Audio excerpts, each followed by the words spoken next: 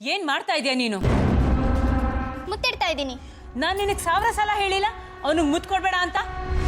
ನಾನು ಯಾಕೆ ಅಂತ 1000 ಸಲ ಕೇಳಿದ್ದೀನಿ. ಮುತ್ತು ಕೊಟ್ರೆ ಏನ್ ಮೈಲಿಗೆನೇ ಆಗುತ್ತೆ? ಅದು ನಿನಗೆ ಬೇಡದೇ ಇರೋ ವಿಷಯ. ತಾಯಿಯಾಗಿ ನಾನೇ ಒಂದಿನ ಅವನಿಗೆ ಮುತ್ತು ಕೊಟ್ಟಿಲ್ಲ. ಅದಕ್ಕೆ ನಾನೇನ್ ಮಾಡಕ್ಕಾಗುತ್ತೆ? ನಾನು ಅವನಿಗೆ ಮುತ್ತು ಕೊಟ್ಟೆ ಕೊಡ್ತೀನಿ. ನೋಡ್ರೇನು, ಹಠ ಮಾಡಬೇಡ. ಯಾಕೆ ಹಠ ಮಾಡಬಾರ್ದು? ಅವನ ನನ್ನ ತಮ್ಮ ಅಲ್ವಾ? ನಾನು ಅವ್ನ ಸಾಕ್ ತಾಯಿ ಅಲ್ವಾ? ಅವನ ಪ್ರೀತಿ ಅಧಿಕಾರನೂ ಇರಲ್ವಾ ನನಗೆ? ಇದು ಪ್ರೀತಿ ಅಧಿಕಾರದ ಪ್ರಶ್ನೆ ಅಲ್ಲ, ತಾಯಿ ಮಗನ್ ಸಂಬಂಧದ ಪ್ರಶ್ನೆ. ಏನ್ ತಾಯಿ ಮಗನ್ ಸಂಬಂಧದ ಪ್ರಶ್ನೆ? ಏನ್ ಸೀಮೆಗಿಲ್ದಿರೋ ಮಗನ್ ಹೆತ್ತಿರೋ ತರ ಆಡ್ತೀಯಲ್ಲ. ಇವತ್ತಾಗಿದ್ದಾಗ್ಲಿ ನಾನು ಅವನಿಗೆ ಮುತ್ತು ಕೊಟ್ಟೆ ಕೊಡ್ತೀನಿ.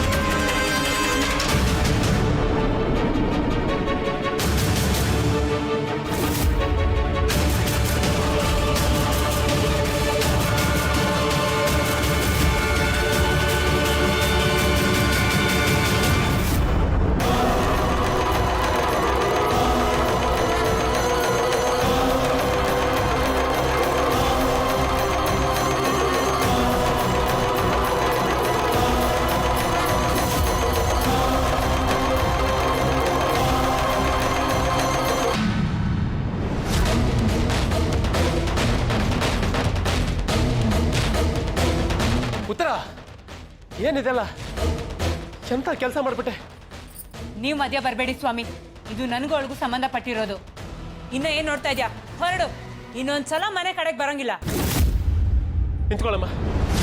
ಉತ್ತರ ಏನ್ ಮಾತಾಡ್ತಾ ಇದೀಯಾ? ಮನೆಗೆ ಬರ್ತಾರಂತ ತಪ್ಪ ಅವಳೇನ್ ಮಾಡಿದಾಳೆ? ಎಷ್ಟು ಬೇಡ ಬೇಡ ಅಂದ್ರು ಅವನಿಗೆ ಮುತ್ಕೊಳಕ್ ಹೊರಟಿದ್ದಾಳೆ. ತಪ್ಪಾಯ್ತು ಅಕ್ಕ, ತಪ್ಪಾಯ್ತು. ನಿನಗೂ ನಿನ್ ಮಗಂಗೂ ದೊಡ್ಡ ನಮಸ್ಕಾರ. ಅಷ್ಟಕ್ಕೂ ಅವನಿಗೆ ಮುತ್ಕೊಳಕ್ಕೆ ನಾನ್ ಯಾರು? ನಾನೇನೋ ಅಕ್ಕನ, ತಂಗಿನ, ಇಲ್ಲ ರಕ್ತ ಸಂಬಂಧನ?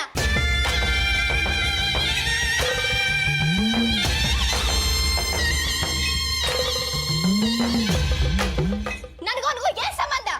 ಅಲ್ಲಮ್ಮ ರೇಣುಕಾ, ಮೇರಿ ಬಾವ.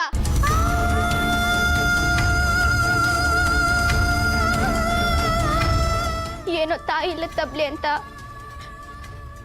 ನನ್ನ ಕರುಣೆಯಿಂದ ಪ್ರೀತಿ ತೋರಿಸಿದ್ರಿ, ಊಟ ಹಾಕಿದ್ರಿ. ಅದನ್ನೇ ಸಂಬಂಧ ಅಂತ ತಿಳ್ಕೊಂಡು ಅವನ ಮೇಲೆ ಸಲಿಗೆ ತೋರಿಸ್ಬಿಟ್ಟೆ. ನಂದೇ ತಪ್ಪು. ಬೇಡಮ್ಮ ರೇಣುಕಾ, ಹಾಗೆಲ್ಲ ಮಾತಾಡಬೇಡ ಮಗಳೇ. ನಾವು ನಿನ್ನ ಮೇಲೆ ಪ್ರೀತಿ ತೋರಿಸ್ತಾ ಇರೋದು ಕರುಣೆಯಿಂದ ಅಲ್ಲಮ್ಮ, ನಿನ್ನ ಮೇಲಿನ ಮಮತೆಯಿಂದ.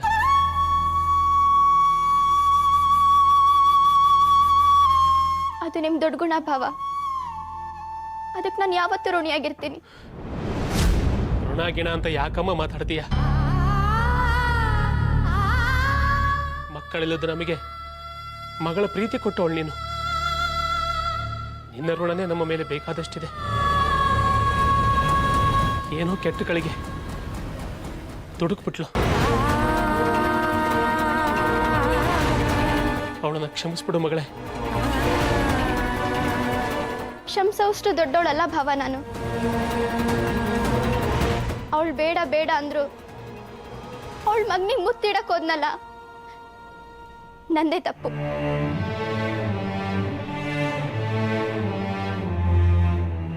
ಅದಕ್ಕೆ ಅವಳು ಸರಿಯಾದ ಶಿಕ್ಷೆನೇ ಕೊಟ್ಲು. ಇನ್ಯಾವತ್ತೂ ನಾನು ಅವಳ ಮನ್ಸು ನೋಯಿಸಲ್ಲ. ಇನ್ಯಾವತ್ತೂ ನಾನು ಈ ಮನೆಗೆ ಕಾಲಿಡಲ್ಲ.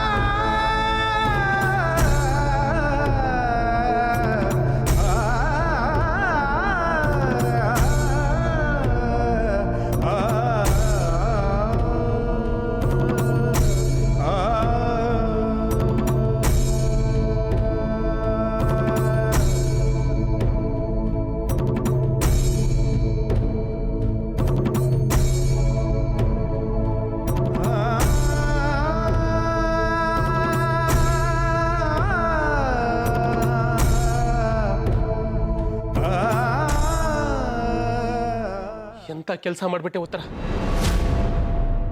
16 ವರ್ಷಗಳಿಂದ ಕೂಡಿಟ್ಟ ಸಂಬಂಧನ ಕೋಪದ ಕೈಗೆ ಬುದ್ಧಿ ಕೊಟ್ಟು ಒಂದೇ ನಿಮಿಷದಲ್ಲಿ ಮುರಿದಾಕ್ಬಿಟ್ಟಲ್ಲ ಉತ್ತರ. ನನ್ನ ಜೀವನದಲ್ಲಿ ಯಾವತ್ತೂ ನಿನ್ನ ಮುಖದಲ್ಲಿ ಕೋಪ ನೋಡಿರಲಿಲ್ಲ. ಇವತ್ತೇನಾಗಿದೆ ನಿನಗೆ? ಏನಿದೆಲ್ಲ?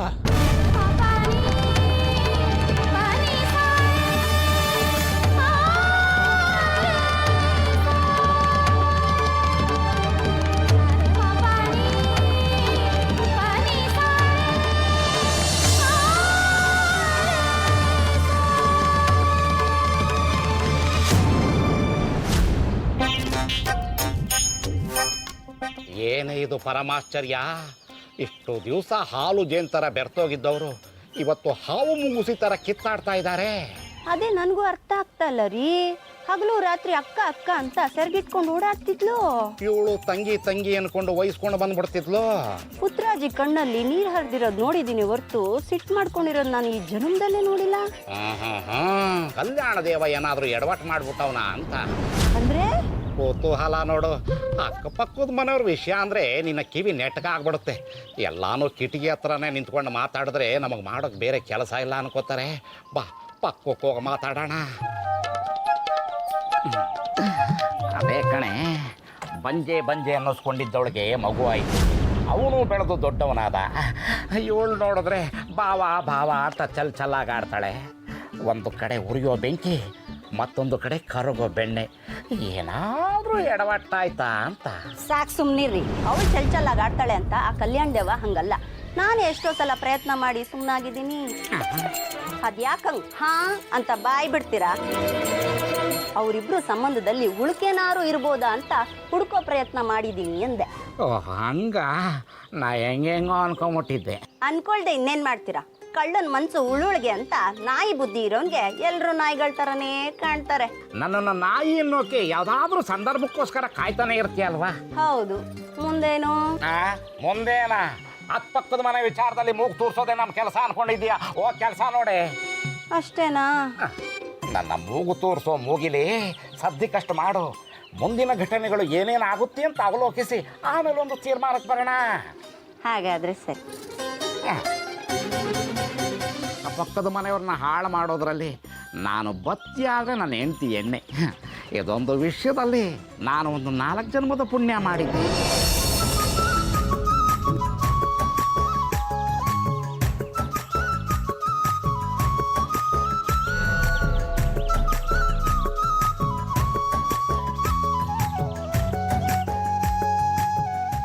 ನನ್ನ ನೋಡು. ಬರೋ ಆಟಾಡೋಣ. ನಿಂತ್ಕೊಳ್ಳೋ. ಮರಿದೇವನ ಬರ್ಲಿ, ಎಲ್ಲರೂ ಒಟ್ಟಿಗೆ ಆಡೋಣ. ಎಷ್ಟೊತ್ತು ಕಾಯ್ಬೇಕು ಅವನಿಗೋಸ್ಕರ? ಅವನಿದ್ದೆ ಆಟಾಡಕ್ಕಾಗಲ್ವಾ? ಬರಲೇ. ಮರಿದೇವ ಬಂದ್ರೇನೆ ನಾನು ಆಟಾಡಕ್ ಬರೋದು. ಮರಿದೇವ ಇದ್ರೇನೆ ಕಣೋ ಆಟ ಜೋರಾಗಿರುತ್ತೆ. ಓ, ಅವನಿಲ್ಲ ಅಂದ್ರೆ ಸ್ವಾರಸ್ಯನೇ ಇರಲ್ಲ. ನಾವಂತರೂ ಮರಿದೇವ ಇಲ್ಲ ಅಂದ್ರೆ ಆಟಕ್ಕೆ ಬರಲ್ಲಪ್ಪ. ಅವನ್ ಬರ್ದೇ ಇದ್ರೆ ಏನ್ ಮಾಡ್ತೀರಾ? ಮೊದ್ಲೇ ಅವ್ರಮ್ಮ ಬೀಗ ಹಾಕಿ ಮನೇಲಿ ಕೂಡ ಹಾಕಿರ್ತಾರೆ. ಅವನನ್ನ ಕೂಡಾಕೋ ಬೀಗ ಯಾವ್ದಿದ್ಯೋ ಮುಟ್ಟದೇನೆ ಬೀಗ ತೆಗಿತಾನೆ. ನೋಡ್ತಿದ್ದಂಗೆ ಮಾಯ ಆಗ್ತಾನೆ. ಅವನೆಲ್ಲಿದ್ರು ಆಟಕ್ಕೆ ಬಂದೇ ಬರ್ತಾನೆ.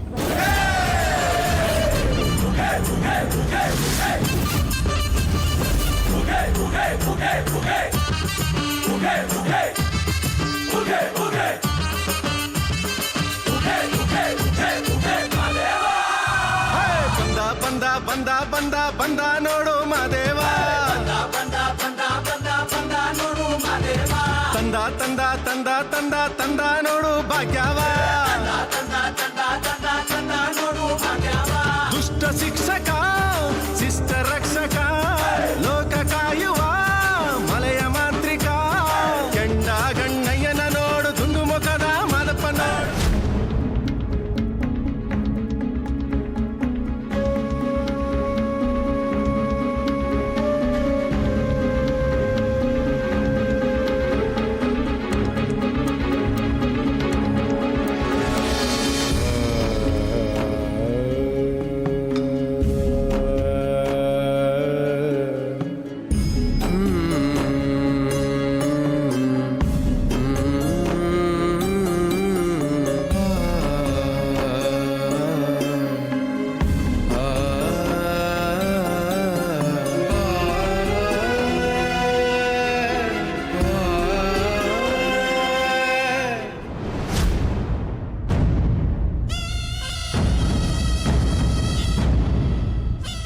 ಆ ಮಾಯಕಾರ ಶಿವನು ನಮ್ಮ ಮಾತೆಯವರ ಮನಸ್ಸಿನಲ್ಲಿ ಹೊಕ್ಕು ನಮ್ಮ ಸಾವಿನ ಸಂಚು ನಡೆಸುವ ಮುನ್ನವೇ ನಾವು ಜಾಗೃತರಾಗಬೇಕು. ಏನು ಮಾಡುವುದು?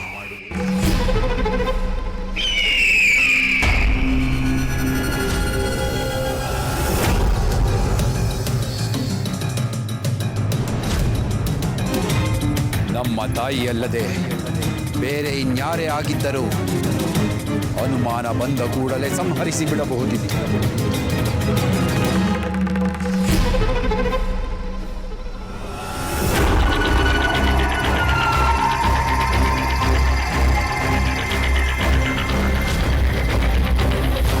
ನಮ್ಮ ದಿಗ್ವಿಜಯದಲ್ಲಿ ಅವಳ ಶ್ರಮವಿದೆ.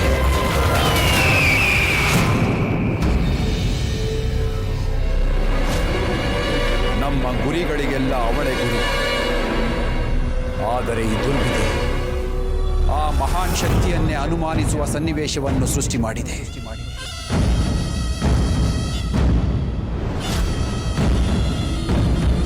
ಆದರೆ ಅವಳು ನಮ್ಮ ಜನ್ಮದಾತೆ.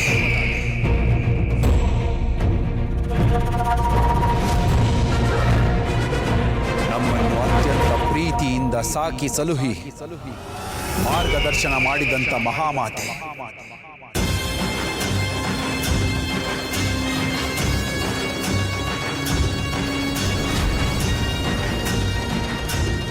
ಹೌದು, ಕಾಡಿನಲ್ಲಿ ಪರ್ಣಕುಟೀರ ನಿರ್ಮಿಸಿ ಸೈನಿಕರನ್ನು ಕಾವಲು ಇಟ್ಟರೆ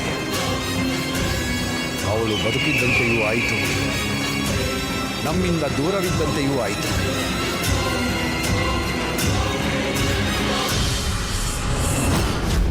ಮಹಾಪ್ರಭುಗಳಿಗೆ ಶುಭ ವಾರ್ತೆಗಳು. ಮಹಾರಾಣಿಯವರಿಗೆ ಸುಸಂತ್ರ ಪ್ರಸವವಾಯಿತು. ಹೌದೇ? ಹೌದು ಮಹಾಪ್ರಭು, ಪುತ್ರನ ಜನನ. ಪುತ್ರನೇ, ಪುತ್ರನೇ, ಭಲೆ ಭಲೆ ಇಂದುಮತಿ.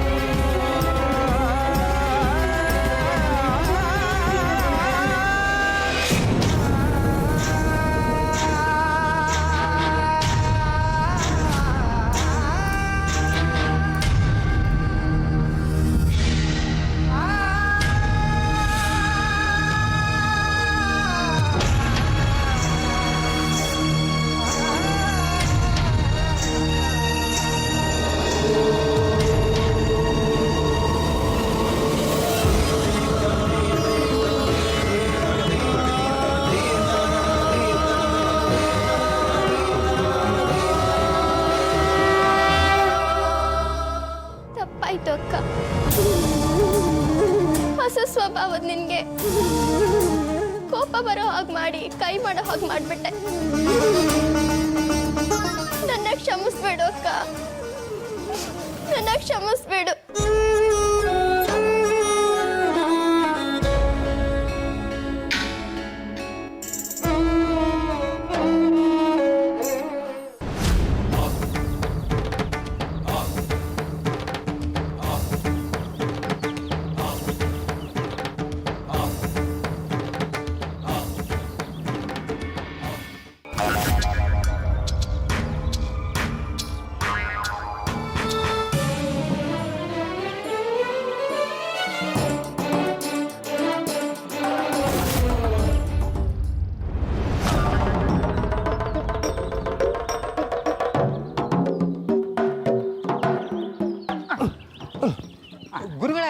ಅವ್ನು ಎದ್ದು ಬಿದ್ದು ಓಡ್ ಬರ್ತಿರೋದು ನೋಡಿದ್ರೆ ಹೆಂಡತಿಗೆ ಎದ್ರುಕೊಂಡೇ ಓಡ್ ಬರ್ತಿರ್ಬೇಕು.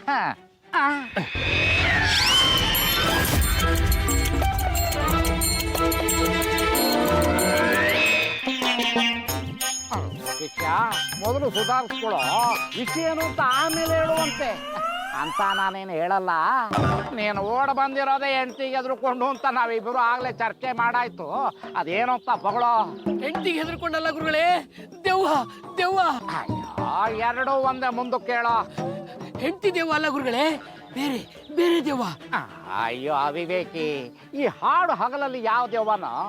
ಈ ದೆವ್ವ ಪೀಡೆ ಪಿಶಾಚಿ ಎಲ್ಲ ನಿಶಾಚಾರಿಗಳು, ರಾತ್ರಿ ಹೊತ್ತು ಮಾತ್ರ ಕಾಣಿಸ್ಕೊಳ್ಳುತ್ತೆ. ಅದಲ್ಲ ಗುರುಗಳೇ, ನಿಜವಾಗ್ಲೂ ನಮ್ಮನೆಗೆ ದೆವ್ವ ಬಂದ್ಬಿಟ್ಟಿದೆ. ಅಯ್ಯೋ ಯಾವ ದೆವ್ವ? ಯಾರ ದೆವ್ವ? ನಿಮ್ಮ ದೆವ್ವ. ಅಯ್ಯೋ ದೆವ್ವ ಹಿಡ್ದಿರೋ ಧರ್ಮೇಂದ್ರ, ನಿನ್ನ ಕಣ್ಣೆದುರುಗಡೆ ನಾನೇ ನಿಂತಿದ್ದೀನಿ, ಇನ್ನು ನನ್ನ ದೆವ್ವ ಎಲ್ಲಿಂದ ಬರುತ್ತೋ? ಓ, ನಿಮ್ ದೆವ್ವ ಅಂತಂದ್ರೆ ನೀವೇ ದೆವ್ವ ಅಂತಲ್ಲ ಗುರುಗಳೇ, ನಿಮ್ ಮನೇಲಿ ಇತ್ತಲ್ಲ ಆ ದೆವ್ವ. ನಾನು ಹೆಣ್ತೀನೇನೋ? ಅಲ್ಲ ಗುರುಗಳೇ, ಮೊನ್ನೆ ನಿಮ್ ಮನೆಯಿಂದ ಹೊತ್ಕೊಂಡೋಗಿ ಬಂಡೆ ಮೇಲಿಂದ ತಳ್ಳಿದ್ವಲ್ಲ ಆ ಒಡವೆ ದೆವ್ವ.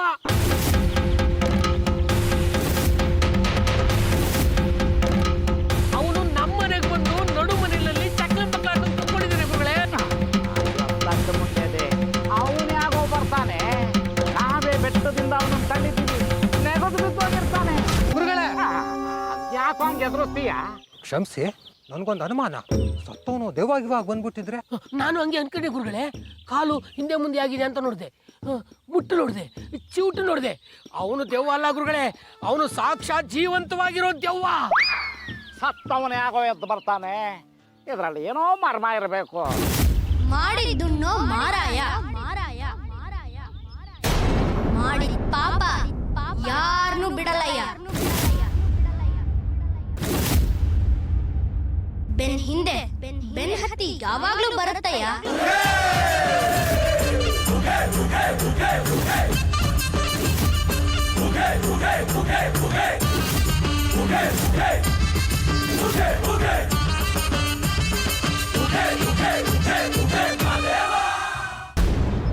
ಎಲ್ಲೋ ಆ ಮರಿ ದೆವ್ವ ಇನ್ನು ಬಂದೇ ಇಲ್ಲ. ನಿನ್ನ ಹತ್ರ ಮುಳ್ಳಿ ಮೇಲೆ ಕುತ್ಕೊಂಡಿದ್ಯಾ?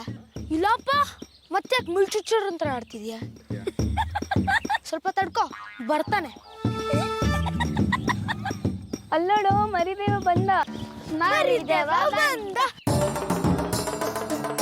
ಮರಿದೇವ ಬಂದ, ಮರಿದೇವ ಬಂದ, ಮರಿದೇವ ಬಂದ, ಮರಿದೇವ ಬಂದ. ನಿಂತ್ಕೋ, ಮರಿದೇವ ಬಂದ.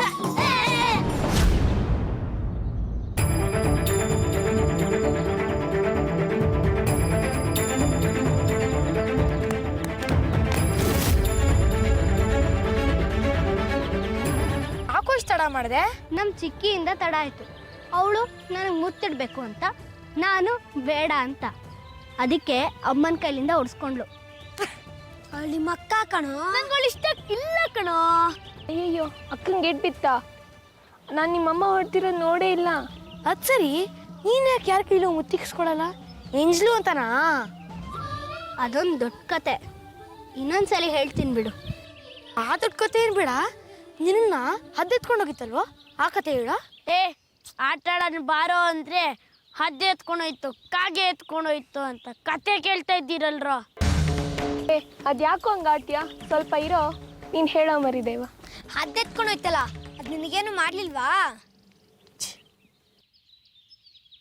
ಆಕಾಶದಲ್ಲಾರೋ ಭಯ ಆಗಿಲ್ವೇನೋ? ಇಲ್ಲ, ನಾನು ಬಂದಿರೋದೆ ಭಯ ಪಡೋರ್ಗೆ ಧೈರ್ಯ ತುಂಬೋಕೆ, ಇಟ್ಕೊಂಡು ತಿನ್ನೋರ್ಗೆ ಬುದ್ಧಿ ಕಲ್ಸಕ್ಕೆ. ಅವತ್ತು ಆ ಹದ್ನ ಎತ್ಕೊಂಡು ಹೋಗಿತ್ತಲ್ಲ, ಏನಾಯ್ತು ಗೊತ್ತಾ?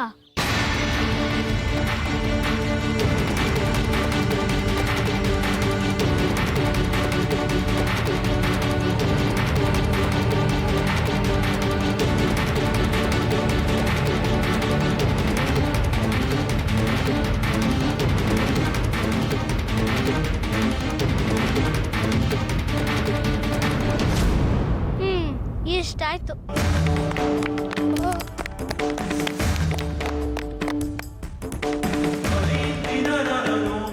ಅವನ್ ಸುಳ್ಳು ಹೇಳಿದಕ್ಕೆ ಚಪ್ಪಾಳಿ ತಟ್ತಾ ಇದ್ದೀರಾ? ಇನ್ನಂತರ ಸತ್ಯ ಹೇಳಿದಿದ್ರೆ ಸಾಷ್ಟಾಂಗ ನಮಸ್ಕಾರನೇ ಮಾಡ್ತಿದ್ರಿ. ಇವನ್ ಹೇಳಿದೇನು ನಂಬೇಡ್ರು. ಈ ಮರಿದೇವಂಗೆ ನಂಬೆದವರ ಜೊತೆ ನಲಿದಾಡಕ್ಕೂ ಗೊತ್ತು, ನಂಬದಿರುವವರ ಜೊತೆ ಕಾದಾಡಕ್ಕೂ ಗೊತ್ತು. ನೀನು ನನ್ನ ನಂಬೋ ಸಮಯ ಹತ್ರದಲ್ಲೇ ಬರುತ್ತೆ ಬಸ್ಯ. ಲೋ ಬಸ್ಯ, ನಿನ್ಗ ದೇವ್ರು ಹೊಟ್ಟೆನು ಕೊಟ್ಟನೆ ಕಿಚ್ಚು ಕೊಟ್ಟನು ಕಣ. ಹಂಗಂದ್ರೆ ಏನು? ಹೊಟ್ಟೆ ಕಿಚ್ಚು ಅಂತ ಅರ್ಥ ಕಣ. ಅವ್ನು ಹೇಳ್ತಾರ ಸುಳ್ಳೆ ಆಗಿದ್ರೆ ಹದ್ದೆ ಎತ್ಕೊಂಡು ಅದನ್ನ ವಾಪಸ್ ಹೆಂಗೋ ಬಂದ? ಅದನ್ನೇ ಕರ್ಮ ಅನ್ನೋದು. ನಿನ್ನನ್ನೇನಾದ್ರೂ ಎತ್ಕೊಂಡೋಗಿದ್ರೆ ಕೆಳಗ್ ನೋಡ್ತಾ ಇದ್ದಂಗೆ ಸತ್ತೋಗ್ತಾ ಇದ್ದೆ.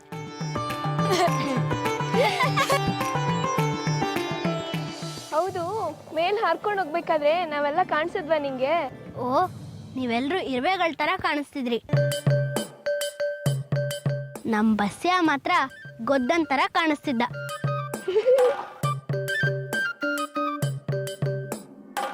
ಆಕಾಶದಿಂದ ಭೂಮಿ ನೋಡದೆ ಒಂದ್ ರೋಮಾಂಚನ. ಬೆಟ್ಟ, ಗುಡ್ಡ, ಕಾಡು, ನದಿ, ಕಾಡಲ್ಲಿರೋ ಪ್ರಾಣಿಗಳು ಎಲ್ಲ ಎಷ್ಟು ಚೆನ್ನಾಗಿತ್ತು ಗೊತ್ತಾ? ಆ ಜಿಂಕೆ ಹಿಂಡನ್ನ ನೋಡೋದೆ ಒಂದ್ ಸೊಬಗು. ನವಿಲುಗಳ ನರ್ತನ ಒಂದು ಬೆರಗು. ಅದಕ್ಕೆ ನಂಗೆ ಈ ಕಾಡು ಅಂದ್ರೆ ತುಂಬಾ ಇಷ್ಟ, ತುಂಬಾ ಪ್ರಾಣ.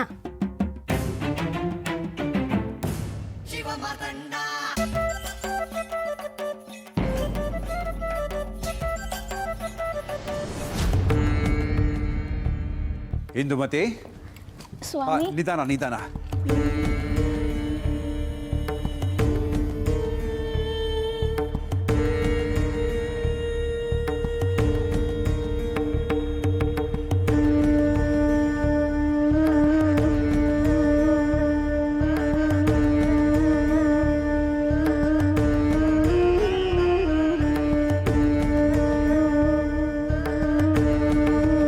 ಭಲೆ ದೇವಿ, ಭಲೆ.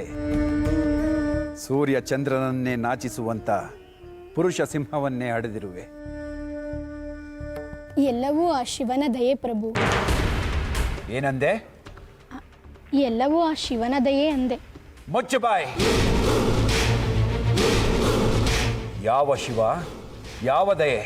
ನಿನಗಿನ್ನೂ ಆ ಶಿವನ ಮೇಲಿನ ವ್ಯಾಮೋಹ ಹೋಗಿಲ್ಲವೇನು? ಈ ಮಗುವಿನ ತಂದೆ ನಾವು. ಇವನು ಜನಿಸಿರುವುದು ನಮ್ಮ ದಯೆಯಿಂದ. ನಾವು ಬಯಸಿದಂತೆ ಪುತ್ರ ಸಂತಾನ ಪ್ರಾಪ್ತವಾಯಿತು. ಆಗಲೇಬೇಕು. ಈ ಶ್ರವಣ ಚಕ್ರವರ್ತಿ ಬಯಸಿದ್ದನ್ನು ಇಲ್ಲ ಅನ್ನಲು ಆ ಬ್ರಹ್ಮನಿಗೂ ಧೈರ್ಯವಿಲ್ಲ.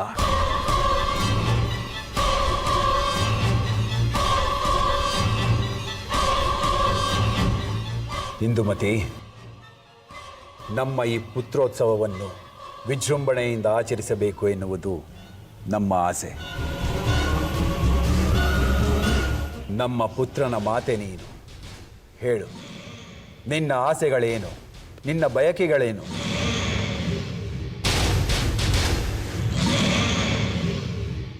ನಿನ್ನನ್ನೇ ಕೇಳುತ್ತಿರುವುದು. ನನಗೆ 2 ಬಯಕೆಗಳಿವೆ ಪ್ರಭು. 2 ಬಯಕೆಗಳೇನು? 100 ಇದ್ದರೂ ಕೇಳು, ನಾವು ತೀರಿಸುತ್ತೇವೆ. ಈ ಅರಮನೆಗೆ ಕಾಲಿಟ್ಟ ಗಳಿಗೆಯಿಂದಲೂ ಒಂದೇ ಒಂದು ಆಸೆಯನ್ನು ವ್ಯಕ್ತಪಡಿಸಲಿಲ್ಲ.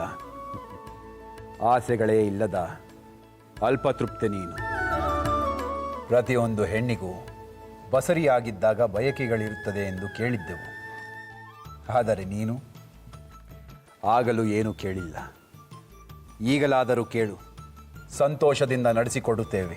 ನನಗಾಗಿ ನಾನು ಏನನ್ನು ಬಯಸುವುದಿಲ್ಲ ಪ್ರಭು. ಮಕ್ಕಳ ಶ್ರೇಯಸ್ಸಿಗೋಸ್ಕರ ಸತ್ಕಾರ್ಯಗಳನ್ನು ಮಾಡಬೇಕೆಂದು ಶಾಸ್ತ್ರ ಹೇಳುತ್ತದೆ. ಪುತ್ರನ ಶ್ರೇಯಸ್ಸಿಗೋಸ್ಕರ ಕೇಳುತ್ತಿದ್ದೇನೆ. ಮೊದಲನೆಯದಾಗಿ ಸೆರೆ ಹಿಡಿದಿರುವ ದೇವತೆಗಳನ್ನು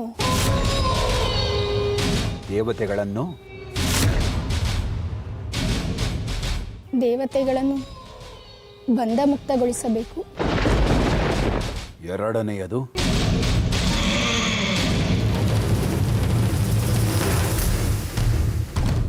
ರಾಜ್ಯದಲ್ಲಿ ನಿರ್ಬಂಧಿಸಿರುವ ಪೂಜೆ ಪುನಸ್ಕಾರ ಹೋಮ ಹವನಗಳು ಇತ್ಯಾದಿ ದೇವತಾ ಕಾರ್ಯಗಳನ್ನು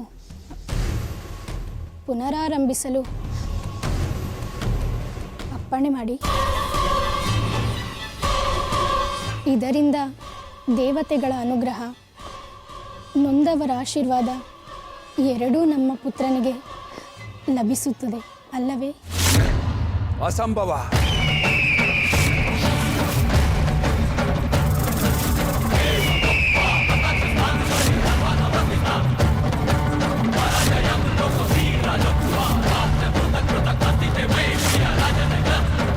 ರಾಜ ಪ್ರತ್ಯಕ್ಷ ದೈವ. ಇಲ್ಲಿ ನಾನೇ ರಾಜ, ನಾನೇ ದೈವ. ಅನುಗ್ರಹಕ್ಕೂ ನಾನೇ, ಆಶೀರ್ವಾದಕ್ಕೂ ನಾನೇ.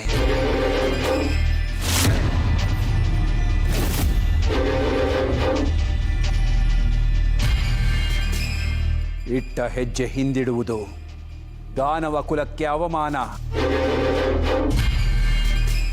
ಯುದ್ಧದಲ್ಲಿ ಗೆದ್ದಾಗಿದೆ, ಶತ್ರುಗಳನ್ನು ಬಂಧಿಸಿ ಸೆರೆಮನೆಗೆ ತಳ್ಳಾಗಿದೆ.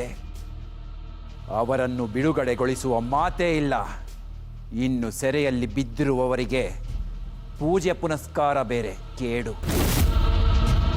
ನಿನ್ನ ಬಯಕೆಗಳೇನಿದ್ದರೂ ನಿನ್ನ ಮಗ, ಅವನ ಬೆಳವಣಿಗೆ, ಅವನ ಸಂಭ್ರಮಕ್ಕೆ ಮಾತ್ರ ಸೀಮಿತವಾಗಿರಬೇಕು.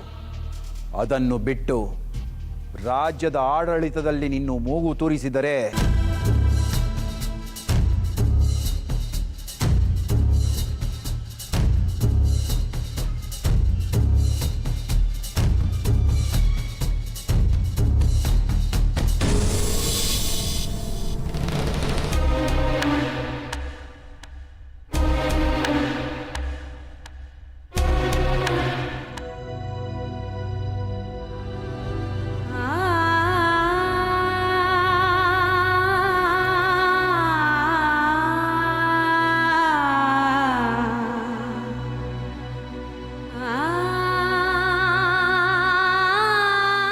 ಏನಾಯ್ತು ಉತ್ತರ?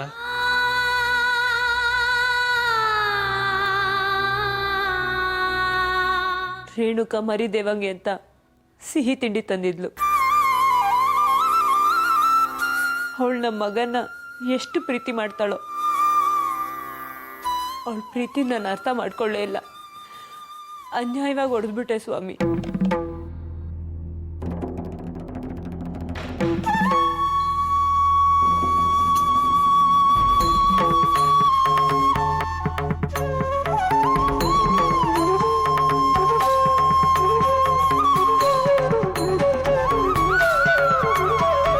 ಎಂಥ ದುರ್ಬುದ್ಧಿ ಕೊಟ್ಬಿಟ್ಟೆ ನನಗೆ. ಏನೇ ತಿಂಡಿ ಮಾಡಿದ್ರು ಮರಿದೇವ ಮರಿದೇವ ಅಂದ್ಕೊಂಡು ಓಡೋಡ್ ಬರ್ತಿದ್ಲು. ಅವನು ಎಷ್ಟೇ ಬೇಡ ಅಂದ್ರು ಹಿಂದೆ ಮುಂದೆ ಸುತ್ತಿ ಆದ್ರೂ ತಿನ್ನಿಸ್ತಾ ಇದ್ಲು. ನನ್ಗಿಂತ ಹೆಚ್ಚಾಗಿ ಅವನನ್ನು ಹಚ್ಕೊಂಡಿದ್ಲು. ನಂದೆಲ್ಲ ಕಷ್ಟ ಸುಖಗಳಿಗೆ ಹೆಗಲ್ ಕೊಡ್ತಿದ್ಲು.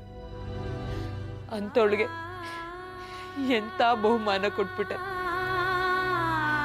ಪಾಪಿ ನಾನು ಪಾಪಿ.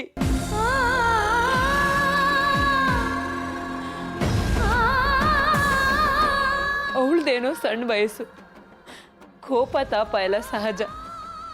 ಆದ್ರೆ ನನಗೇನಾಗಿತ್ತು?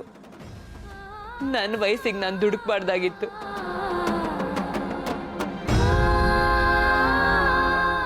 ನಾನು ಮನುಷ್ಯಲಾಗ್ದೆ ಮೃಗವಾಗ್ಬಿಟ್ಟೆ.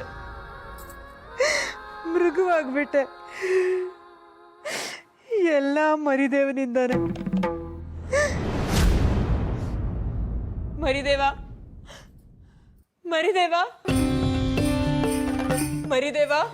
ಅವನು ಎಲ್ಲಿರ್ತಾನೆ ಉತ್ತರ? ಕಣ್ಣು ಮುಚ್ಚಿ ಬಿಡೋದ್ರಲ್ಲಿ ಮಾಯವಾಗಿರ್ತಾನೆ. ಇನ್ನ ಹುಡುಗರ ಜೊತೆ ಸೇರಿದ್ರೆ ಅಷ್ಟೇ. ದಮ್ಮಯ್ಯ ಅಂತೀನಿ, ಮೊದ್ಲೋಗ ಅವನನ್ನು ಕರ್ಕೊಂಡು ಬನ್ನಿ. ಉತ್ತರ, ನನ್ನ ಬಗ್ಗೆ ಚಿಂತೆ ಮಾಡಬೇಡಿ, ನೀವು ಹೋಗಿ ಬನ್ನಿ. ಸರಿ, ಹುಷಾರ್.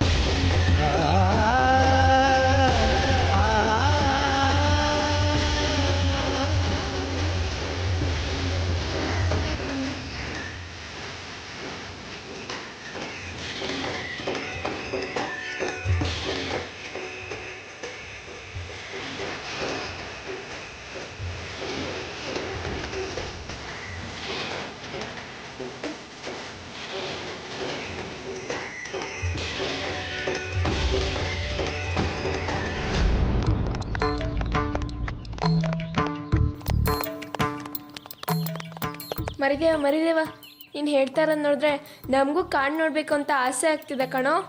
ಹೌದು, ನನಗೆ ಆನೆ, ಹುಲಿ, ಚಿರತೆ, ಸಿಂಹ, ಪಕ್ಷಿಗಳನ್ನ ಹತ್ರದಿಂದ ನೋಡಬೇಕು ಅಂತ ತುಂಬಾ ದಿನದಿಂದ ಆಸೆ ಇದೆ.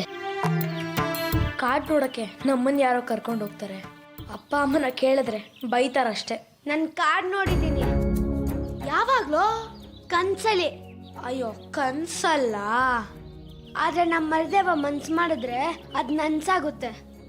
ಸುಮ್ನಿರೋ, ಕಾಡ್ಗೆ ಹೋಗೋಣ. ಹೌದು ಮರಿದೇವ, ನಮ್ಮನ್ನ ಕಾಡು ಕರ್ಕೊಂಡು ಹೋಗೋ. ನಿನ್ ಜೊತೆ ನಾವು ಸಂತೋಷ ಪಡ್ತೀವಿ. ಕಾಡು ಅಂದ್ರೆ ನೀವ್ ಅನ್ಕೊಂಡಂಗೆ ಬರೀ ಸುಂದರವಾದ ಪ್ರದೇಶ ಅಲ್ಲ. ಕಾಡಲ್ಲಿ ಕಾಡು ಪ್ರಾಣಿಗಳು, ವಿಷಜಂತುಗಳು ಇರುತ್ತವೆ. ಸೂರ್ಯನ ಕಿರಣನೇ ಬೀಳ್ದೇ ಇರೋಂಥ ಕತ್ಲ್ ಪ್ರದೇಶ ಇರುತ್ತೆ. ಕಾಡು ಒಳಗೆ ಹೋಗಕ್ಕೆ ಧೈರ್ಯ ಇರಬೇಕು. ನೀನ್ ಇರ್ಬೇಕಾದ್ರೆ ನಮ್ಗೇನೋ ಭಯ. ಎಂತ ಪ್ರಾಣಿ ಬಂದ್ರು ನೀನಿದ್ಯಲ್ಲ ರಕ್ಷಣೆ ಮಾಡಕ್ಕೆ. ಕಾಡಿಗೆ ಕರ್ಕೊಂಡು ಹೋಗೋ. ನಾನ್ ಕಾಡಿಗೆ ಕರ್ಕೊಂಡು ಹೋಗ್ತೀನಿ. ಆದ್ರೆ ನಂದೊಂದು ಪ್ರಶ್ನೆ.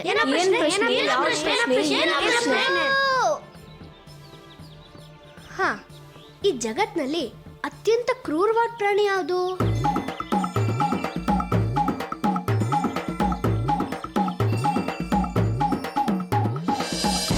ಹುಲಿ ಅಲ್ಲ. ಸಿಂಹ ಇಲ್ಲ.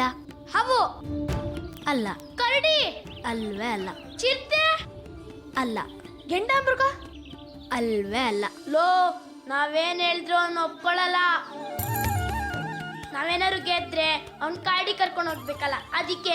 ಇಲ್ಲ ಬಸ್ಯ, ಸರಿಯಾದ ಉತ್ತರ ಕೊಟ್ರೆ ಖಂಡಿತ ಕಾಡಿಗೆ ಕರ್ಕೊಂಡು ಹೋಗ್ತೀನಿ. ಯಾರು ಸರಿಯಾದ ಉತ್ತರ ಕೊಡ್ತಾರೋ ಅವ್ರನ್ನ ಮಾತ್ರ ಕರ್ಕೊಂಡು ಹೋಗ್ತೀಯಾ? ಇಲ್ಲ, ನಿಮ್ಮಲ್ಲಿ ಯಾರಾದ್ರೂ ಒಬ್ರು ಸರಿ ಉತ್ತರ ಕೊಟ್ರೆ ಎಲ್ರನ್ನೂ ಕರ್ಕೊಂಡು ಹೋಗ್ತೀನಿ.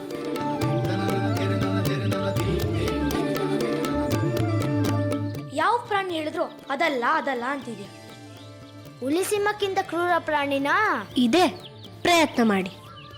ನಾನ್ ಹೇಳಿದ್ರೆ ಏನ್ ಕೊಡ್ತೀಯಾ? ಓ, ನೀನಾ? ಹೇಳು ನೋಡೋಣ.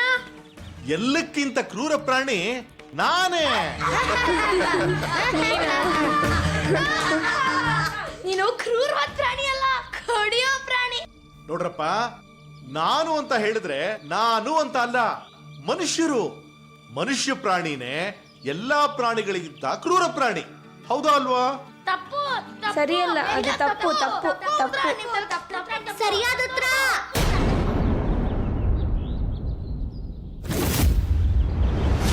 ಮನೆ ಗುಡಿಸ್ಲಿಲ್ಲ, ಒರೆಸ್ಲಿಲ್ಲ, ಅಡುಗೆ ಮಾಡಲಿಲ್ಲ, ಪಾತ್ರೆ ತೊಳಿಲ್ಲ, ಅದೆಲ್ಲ ಹಾಳಾಗೋದು. ಅಮ್ಮ, ಏನೇ ಇದು? ಅಷ್ಟೊಂದು ಓಡ್ಕೊತಾನೆ ಇದ್ದೀನಿ. ನೀನಿಲ್ಲಿ ದಿಂಬ್ರಂಗ ಅಂತ ಮಲ್ಕೊಂಡಿದ್ಯಾ? ಏರೇಣು ಅದೆಲ್ಲಿಂದ ಗಂಟು ಬಿದ್ರು ಅಪ್ಪ ಮಗಳು. ಏನೇ ಇದು? ಕೆನ್ನೆ ಮೇಲೆ ಬರೇ. ಏನೇ ಆಯ್ತು? ನನ್ನ ಕನ್ಸಲ್ಲೂ ನಿನ್ಗೆ ಹೊಡಿಲಿಲ್ವಲ್ಲೇ? ಯಾರೇ ಹೊಡೆದವರು?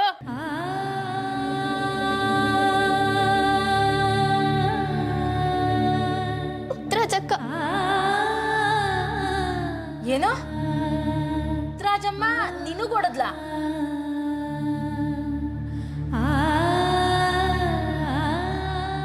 ಹೌದು,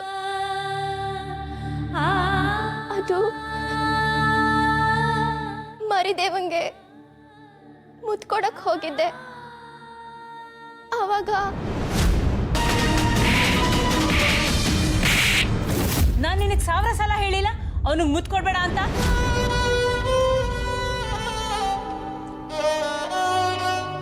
ಮುತ್ತರಾಜಮ್ಮ ನಿನ್ ಮೇಲೆ ಕೈ ಮಾಡಿದ್ದಾಳೆ ಅಂದ್ರೆ ನನ್ಗೆ ಯಾಕೋ ನಂಬೋದಿಕ್ಕೆ ಆಗ್ತಾ ಇಲ್ಲ. ಈ ಪಾರ್ಟಿ ಬರೋ ಥರ ಹೊಡೆದಿದ್ದಾಳಲ್ಲ, ಅವಳಿಗೆ ಏನೇ ಬಂದಿತ್ತು ದೊಡ್ಡ ರೋಗ ಅಲ್ವೇ? ಅಕ್ಕ ಅಂತ ಅವಳು ಹಿಂದೆ ಮುಂದೆನೆ ಸುತ್ಕೊಂಡು ಸಾಯ್ತಾ ಇದ್ದಲೆ ಅವಳಿಗೆ ಹೆಂಗಾದ್ರೂ ಮನ್ಸು ಬಂತೆ ನಿನ್ ಮೇಲೆ ಕೈ ಮಾಡೋದಿಕ್ಕೆ. ಮೊದಲೇ ಸೂಕ್ಷ್ಮವಾದ ಜಾಗ, ಏನಾದ್ರೂ ಹೆಚ್ಚು ಕಮ್ಮಿ ಆಗಿದ್ದಿದ್ರೆ ಅನ್ಯಾಯವಾಗಿ ಸತ್ತೋಗ್ಬಿಡ್ತಿದ್ದಲ್ಲೇ. ನನ್ನ ಮಗನ್ಗಿಂತ ಅವಳ ಮಗನ ಮೇಲೆ ಹೆಚ್ಚಾಗಿ ಪ್ರೀತಿ ಇಟ್ಕೊಂಡಿದ್ಯಲ್ಲೇ. ಒಂದೇ ಒಂದು ಮುತ್ತು ಕೊಟ್ಟಿದ್ರೆ ಅವನೇನು ಸೌದೋಗ್ಬಿಡ್ತಿದ್ನಾ? ನೀನೇನು ಅವಳ ಪತಿದೇವ್ರಿಗೆ ಮುತ್ತು ಕೊಡಕ್ ಹೋಗಿದ್ದೆ ಹಿಂಗ್ ಹೊಡೆದು ಕಳ್ಸಕ್ಕೆ.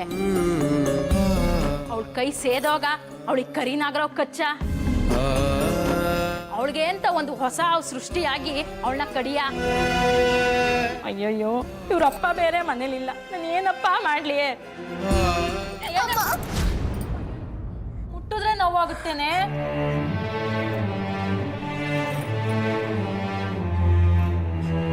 ಪಂಡಿತ್ರನ್ ಕರ್ಕೊಂಬರ್ಲಾ?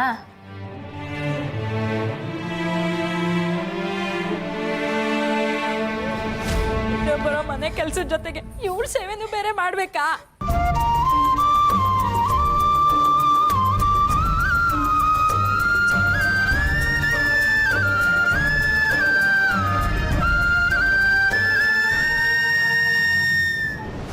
ನೀನು ಹೇಳಿದ್ದು ನಿಜ ಬಿದ್ರಯ್ಯ.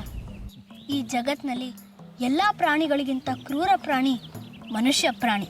ಮನುಷ್ಯರ ಅದೇ ಗೊಂಬರಿದೇವ. ಈ ಹುಟ್ಟು ಸಾವಿನ ಕಾಲಚಕ್ರದಲ್ಲಿ ಪ್ರತಿಯೊಂದು ಜೀವಿನೂ ಬದುಕಿಗೋಸ್ಕರ ತನಗೆ ನಿಗದಿಯಾದ ಆಹಾರನ ಮಾತ್ರ ತಿನ್ನುತ್ತೆ. ಆದರೆ ಮನುಷ್ಯ ಗಿಡ ಮರ ಬಳ್ಳಿ ಪ್ರಾಣಿ ಪಕ್ಷಿ ಜಲಚರಗಳು ಕ್ರಿಮಿಕೀಟಗಳು ಯಾವುದನ್ನೂ ಬಿಡಲ್ಲ. ಯಜ್ಞದ ಹೆಸರಲ್ಲಿ ಕುದುರೆನ ಬಲಿ ಕೊಡ್ತಾರೆ, ಮಾರಮ್ಮನ ಹೆಸರಲ್ಲಿ ಕೋಣ ಕುರಿ ಬಲಿ ಕೊಡ್ತಾರೆ, ಮಾಟದ ಹೆಸರಲ್ಲಿ ಮನುಷ್ಯರನ್ನೇ ಬಲಿ ಕೊಡ್ತಾರೆ. ಆದರೆ ಮನುಷ್ಯಂದು ಕಾಲಿಟ್ಟ ಕಡೆ ಎಲ್ಲ ಕ್ರೌರ್ಯನೇ. ಹೌದು ನನ್ನ ತಂದೆ, ಸತ್ಯವಾದ ಮಾತು ಹೇಳಿದೆ. ಪ್ರಾಣಿಗಳು ನಡೆದಾಡೋ ಜಾಗದಲ್ಲಿ ಹುಲ್ಲು ಹುಲಸಾಗಿ ಬೆಳೆಯುತ್ತೆ, ಮನುಷ್ಯ ನಡೆದಾಡೋ ಜಾಗದಲ್ಲಿ ಹುಟ್ಟಿರೋ ಗರಿಕೆನೂ ಒಣಗೋಗುತ್ತೆ ಅಂತ ನಮ್ಮ ಅಪ್ಪ ಹೇಳ್ತಾ ಇದ್ದ. ಹೌದು, ಸತ್ಯವಾದ ಮಾತು. ಗುರುಗಳೇ ಅನಾಹುತ, ಗುರುಗಳೇ ಅನಾಹುತ. ಇದ್ಯಾಕೋ ಶಿಷ್ಯ ಪಡ್ಕೋತಾ ಇದೀಯಾ? ನಿನ್ ಹೆಂಡತಿ ಏನಾದ್ರು ಮನೆ ಬಿಟ್ಟು ಹೋದ್ಲೆ? ನನ್ನ ಹೆಂಡತಿ ಮನೆ ಬಿಟ್ಟು ಹೋಗಿಲ್ಲ ಗುರುಗಳೇ. ಆ ದರಿದ್ರ ನನ್ನ ಮಗ ನನ್ನ ಮನೆಗೆ ಒಂದು ಒಪ್ಪಿಸ್ಕೊಂಡಿದ್ದಾನೆ. ನಿಮ್ ಮನೆಯಲ್ಲಿ ದರಿದ್ರ ಅಂದ್ರೆ ನೀನೇನೆ, ಇನ್ಯಾವ್ದು ಅದು ಎರಡನೇ ದರಿದ್ರ? ಹೆಣ ಆಗಿದ್ದಾನೆ ಅನ್ಕೊಂಡು ನಿಮ್ಮ ಮನೆಯಿಂದ ಎತ್ತಾಕೊಂಡು ಹೋಗಿ ಬಿಸಾಕ್ಬಿಟ್ಟು ಬಂದಿದ್ವಲ್ಲ ಆ ದರಿದ್ರ. ಹುಚ್ಚಾನೆ? ಹೌದು ಗುರುಗಳೇ. ರಾತ್ರಿ ನಾನು ನನ್ನ ಹೆಂಡತಿ ಭದ್ರವಾಗಿ ಚಿಲ್ಕ ಹಾಕೊಂಡು ಮಲ್ಕೊಂಡಿದ್ದೀವಿ. ಬೆಳಿಗ್ಗೆ ಎದ್ದು ನೋಡ್ರೆ ನಮ್ಮ ಮಧ್ಯ ಬಂದು ಮಲ್ಕೊಂಡಿದ್ದಾನೆ. ಅಯ್ಯಯ್ಯ, ಮೊದ್ಲೇ ಅವನು ಹೆಣ್ಬಾಕ ಸೆರಗು ಕಂಡ್ರೆ ಕೆರಳು ಬಿಡ್ತಿದ್ದ. ಇನ್ನು ಮುಚ್ಚೋ ಬಾಯಿ. ಮೊದ್ಲೇ ನಾನು ಉರಿ ಹತ್ಕೊಂಡು ಕುದಿತಾ ಇದ್ದೀನಿ, ನೀನ್ ಬೇರೆ ತುಪ್ಪ ಸುರಿತಾ ಇದೀಯಾ? ಸಾಕು ನಿಲ್ಸಯ್ಯ, ಅವನು ತುಪ್ಪ ಸುರಿಯೋದಿರ್ಲಿ, ನಾವೇ ನಮ್ಮ ಕೈಯಾರೆ ಅವನನ್ನ ಸಾಯಿಸಿ ಹೊತ್ಕೊಂಡು ಹೋಗಿ ದೂರ ಬಿಸಾಕ್ಬಿಟ್ಟು ಬಂದ್ವಿ. ಈಗ ಮತ್ತೆ ಎರಡನೇ ಸಾರಿ ಹೇಗಯ್ಯ ಬಂದ? ಗುರುಗಳೇ, ನನಗೆ ಯಾಕೋ ಅನುಮಾನ. ಈ ನನ್ನ ಮಗ ಗೊರಕೆ ಹೊಡಿತಿರ್ಬೇಕಾದ್ರೆ ಇವನ್ ಹೆಂಡ್ತೀನಿ ಅವನನ್ನ ಎತ್ತಾಕೊಂಡೋಗಿ ಮಲಗಿಸಿರ್ಬೇಕು. ಯಾಕೆಂದ್ರೆ ಒಡವೆ ಆಸೆಗೆ. ಮುಚ್ಚೋ ಬಾಯಿ. ನನ್ನ ಹೆಂಡತಿನ ಏನು ಅನ್ಕೊಂಡಿದ್ಯಾ? ಈ ಕೆಲಸ ನಿಂದೆ ಅಂತ ನನಗೆ ಅನುಮಾನ. ಒಡವೆ ಮೇಲೆ ಅಷ್ಟು ಆಸೆ ನನಗಿದ್ದಿದ್ರೆ ನಮ್ಮ ಮನೆಗೆ ಕರ್ಕೊಂಡು ಹೋಗ್ತಿದ್ದೆ ಕಣೋ. ನಿಮ್ಮ ಮನೆಗೆ ಕರ್ಕೊಂಡ್ ಬರ್ತಿದ್ದೆ. ನಿನ್ನ ಹೆಂಡತಿ ಒಡವೆ ದುರಾಸೆಗೆ ನನ್ನ ಮೇಲೆ ಕಾಗಿ ಕೂರಿಸ್ತೀಯಾ?